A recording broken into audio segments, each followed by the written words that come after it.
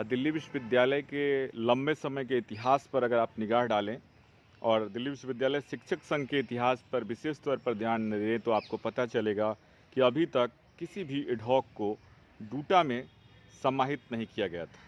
शायद पहले के दशकों में टेम्प्रोरी टीचर को शामिल किया गया था, पर एडहॉक जो पिछले कई वर्षों में जिनकी संख्या अब 4500 से ज़्यादा हो चुकी है, उनका कोई प्रतिनिधित्व नहीं था। वो सिर्फ एक वोटिंग राइट के अधिकारी थे। लेकिन जो नई डूटा बनी है उसमें कृष्ण मोहन वत्स हिंदी विभाग सत्यवती को इस डूटा में को ऑप्ट मेंबर के तौर पर चुना गया है। हम उनको बधाई देते हैं और उनसे बात करते हैं कि इस ऐतिहासिक फैसले के बारे में सबसे पहले वो क्या कहना चाहते हैं। देखिए दोस्तों, डेमोक्रेसी में हेड काउंट होते हैं और डेमोक्रेसी में चुनाव की हार जीत का फैसला बैलेट के थ्रू होता है। बैलेट के थ्रू होता है तो हमारे प्रतिनिधि जाते थे बैलेट के माध्यम से, क्योंकि इससे पहले लड़ते भी नहीं थे और इससे पहले कोई प्रतिनिधित्व डूटा किसी और प्रेसिडेंट ने दिया भी नहीं। यहाँ पे लेफ्ट की भी सरकार रही, कांग्रेस की भी सरकार रही, लेकिन उन्होंने इस पक्ष को देखा नहीं। उन्होंने केवल उसको वोट बैंक की तरह यूज़ किया, उनको डराने धमकाने का काम किया।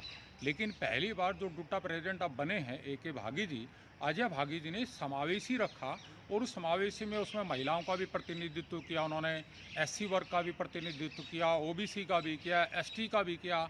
हर एंगल से हर वर्ग को उन्होंने उसमें समावेश किया और पहली बार ऐसा हुआ इतिहास में डीयू के कि मुझ जैसे एक प्रतिनिधि जो एडहॉक है, तदर्थ है, उसको भी उन्होंने अपनी टीम में मौका दिया, स्थान दिया।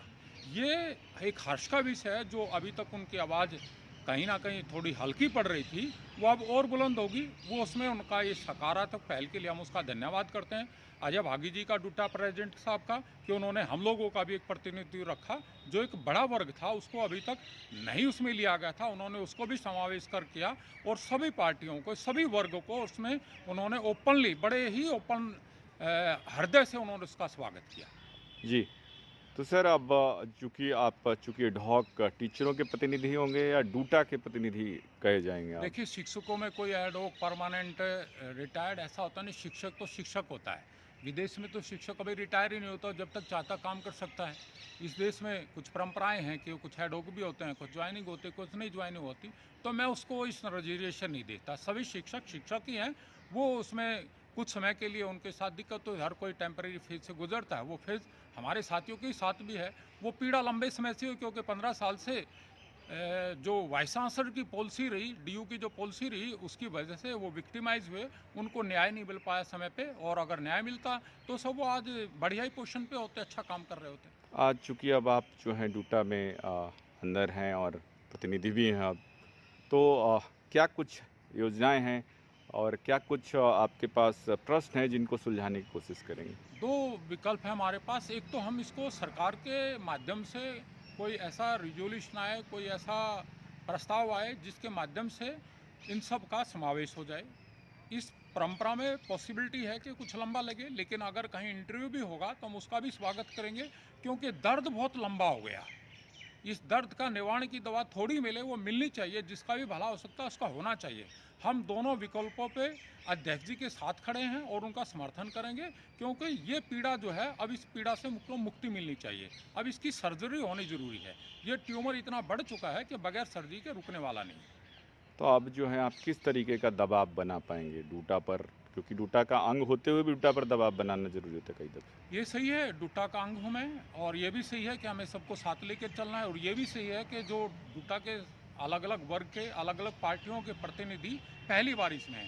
इसमें एडी के भी प्रतिनिधि है जो डूटा की पॉलिटिक्स करते हैं, इसमें यूटीएफ का भी प्रतिनिधि है, इसमें इंटेक का भी प्रतिनिधि है, इसमें अदर वर्ग के लोगों को भी, जो एडहॉक साथी हैं उनका भी प्रतिनिधि है, महिलाओं का भी प्रतिनिधि है। तो हम सबको साथ लेके करेंगे और साझा एक प्रयास करेंगे। और जो भी संघर्ष का रास्ता होगा संघर्ष से, बातचीत का रास्ता होगा बातचीत से, दोनों विकल्प हमने उसमें खुले रखे हैं। एडहॉक टीचर्स से क्या कहना चाहिए? कभी कभी गम की शाम लंबी होती है, लेकिन शाम ही है, सवेरा जरूर होता है। जी, और आप जो हैं एक कोई बात जो टीचरों से कहेंगे कि वो कोई भी नीति आती है तो उसका समर्थन करें या उसका विरोध करने से पहले उसको बाधित करने की जो परंपरा रही है यहाँ पर, या कहिए कि बाधित करने का जो प्रयास रहता है, उसको कैसे दूर करेंगे? देखिए, कोई नीति आती है, किसी में नीति में अच्छी चीज़ है तो उसका स्वागत भी करना चाहिए, और अच्छी नहीं है तो उसका विरोध भी करना चाहिए। दोनों विकल्प हमारे पास हैं। हम स्वागत भी करेंगे, अगर कहीं अच्छा चीज़ है तो उसका स्वागत भी होना चाहिए, लेकिन अच्छा नहीं है तो उसका विरोध भी करना चाहिए। ये होना चाहिए, बिल्कुल होना चाहिए। और हमारे सभी शिक्षक साथी, चाहे वो आडोक है, परमानेंट है, या प्रोफेसर है, या लेक्चर है, जिस उसमें भी है, वो सभी सहयोग करते हैं, और ऐसा कहीं पे भेदभाव होता है ऐसा हमें लगा नहीं। हाँ, ये ज़रूर है कि उनके मन में एक हताशा रहती है, कुंठा रहती है कि हम तदर्थ हैं।